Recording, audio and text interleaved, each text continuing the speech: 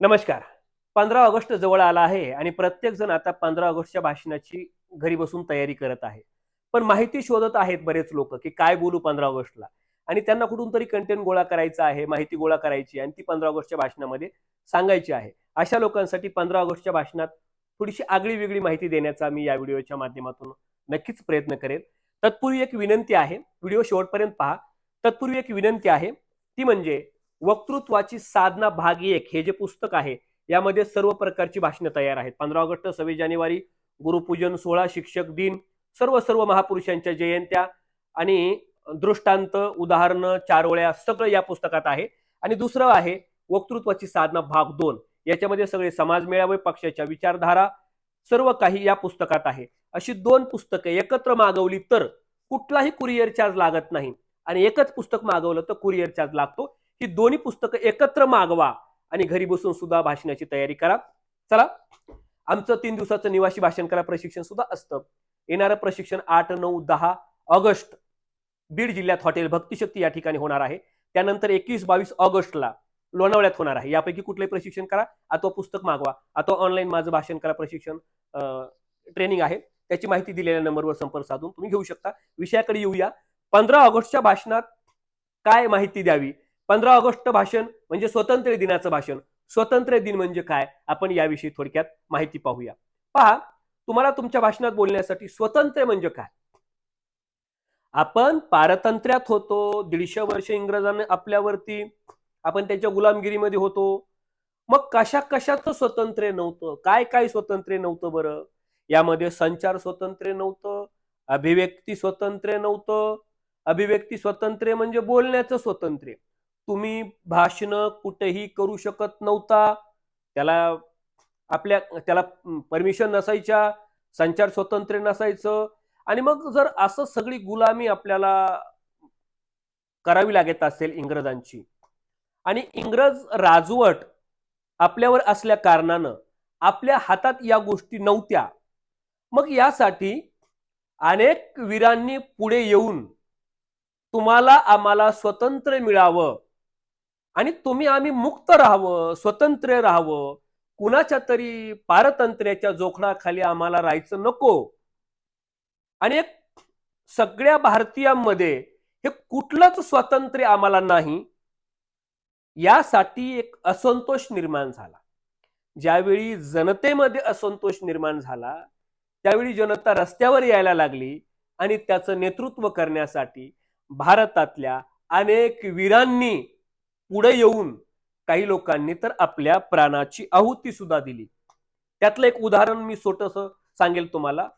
मग त्यामध्ये देशभक्ती इतकी प्रचंड होती या वीरांकडे, इतकी प्रचंड देशभक्ती होती की एकदा भगतसिंग जालियनवाला बाग हत्याकांड ज्या ठिकाणी घडलं त्या ठिकाणी गेले आणि 7वीच्या वर्गात जवळपास असतील, त्या ठिकाणची रक्तरंजित वाळू माती त्यांनी आपल्या बॉटलमध्ये भरली आणि घरी आले. घरी आल्याच्या नंतर भगतसिंगच्या आईनं पाहिलं तर याच्यामध्ये रक्तरंजित माती आणली, वाळू आणलीस तू. भगतसिंगच्या आईनं ती रक्तरंजित माती, ती वाळू घेतली आणि देव्हाऱ्यामध्ये ठेवली आणि तिची पूजा केली की या लोकांनी इथं रक्त सांडलेलं आहे, अशा लोकांची ही माती आहे, ही माती काही साधी नाही. आणि म्हणून या लोकांची सुद्धा पूजा, या लोकांच्या रक्ताची सुद्धा पूजा व्हायला पाहिजे, इतकी निष्ठा भगतसिंगाच्या आईकडे सुद्धा होती. मित्रांनो, साध्या साध्या गोष्टी आहेत. आईकडे सुद्धा ती वीर माता होती. वीर तर होतेच, पण वीरांना जन्म देणारी वीर माता सुद्धा तितकीच प्रगल्भ होती आणि म्हणून या देशाला स्वातंत्र्य मिळालं. म्हणून तुम्ही आम्ही या स्वातंत्र्याचा उपभोग घेत आहोत. म्हणून तुम्ही आम्ही आज मुक्तपणे भाषण करतो आहोत, म्हणजे अभिव्यक्ती स्वातंत्र्य आहे. म्हणून तुम्ही आम्ही आज मुक्तपणे संचार करतो आहोत, फिरतो आहोत. अर्थातच आपल्याला संचार स्वातंत्र्य आहे. हे कुठलंच स्वातंत्र्य नव्हतं, म्हणून असंतोष निर्माण झाला होता.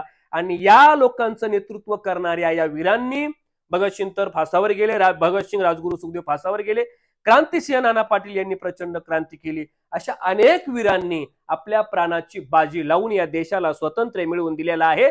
या स्वातंत्र्याचा स्वैराचारामध्ये रूपांतर होऊ नये. स्वातंत्र्याचं स्वैराचारामध्ये रूपांतर होतं म्हणून देशाची शिस्त बिघडते आणि म्हणूनच या स्वातंत्र्य दिनाच्या निमित्तानं मी स्वातंत्र्याचा स्वैराचारामध्ये रूपांतर होऊ नये ते आपल्याकडून आमाकडून सर्वांकडून सांभाळलं जावं अशी मी याच 15 ऑगस्ट अर्थातच स्वातंत्र्य दिन या राष्ट्रीय सणानिमित्तानं आपणा सर्वांना आवाहन करतो, आपणा सर्वांना विनंती करतो. बोलण्यासारखं भरपूर आहे, बोलणारे भरपूर आहेत, परंतु काळाच्या आणि वेळाच्या बंधनामध्ये प्रत्येक जण जखडलेला असतो. मित्रांनो, काळाच्या आणि वेळेच्या बंधनात राहून हे बंधन पाळून आज राष्ट्रीय सणाच्या भाषणाची 2 शब्द बोलण्याची संधी मला दिली, त्याबद्दल मी आपणा सर्वांचं मनपूर्वक आभार करून याच ठिकाणी माझे 2 शब्द संपवतो. जय हिंद जय भारत असं म्हणायचं, भाषण संपवायचं. आता जय हिंद जय भारत म्हणून भाषण संपवायचं, जय हिंद जय महाराष्ट्र म्हणून नाही संपवायचं. जय हिंद जय भारत असं म्हणून भाषणाच्या शेवटाकडे यायचं. थोडीशी जेवढी शक्य होईल तेवढी, मी घाई गडबडीत असल्यानं एवढी माहिती मला देणं लगेच शक्य होतं. मी लगेच व्हिडिओ बनवला. माझं लोणावळ्यामध्ये आत्ताही प्रशिक्षण चालू आहे. पुढची तारीख आहे 21, 22, 23. या प्रशिक्षणात मी स्टेज डेअरिंग वाढवूनही देतो, थरथर कमी करतो. आयुष्यात कधी न बोललेला माणूस त्याला भाषण शिकवतो म्हणजे शिकवतो. मी प्रॅक्टिकल घेतो. लक्षात ठेवा, जे व्हिडिओमध्ये देतो ते प्रशिक्षणात नाही, जे प्रशिक्षणात आहे ते युट्यूबच्या व्हिडिओमध्ये नाही, आणि जे सगळीकडे आहे ते पुस्तकात नाही. असं वेगवेगळं भांडार, वेगवेगळी माहिती. ऍप आहे माझं ऑनलाईन, पुस्तकं आहेत, युट्यूबला ते व्हिडिओ तुम्ही पाहतायच, पण प्रशिक्षण हे सगळ्यात दर्जेदार आहे. मी खात्रीनं निर्भीडपणे कसल्याही माणसाला भाषण शिकवतो, कंटेंट सोपा देतो, माहिती सोपी देतो, समजावून सांगतो आणि तुम्हाला अगदी साध्या सोप्या भाषेत काही टेक्निक शिकवून मी सहज बोलायला शिकवतो. घाबरू नका, ट्राय करा, व्यासपीठावर जा, बोला, सिद्ध व्हा, तरच तुम्ही प्रसिद्ध होणार आहात. धन्यवाद.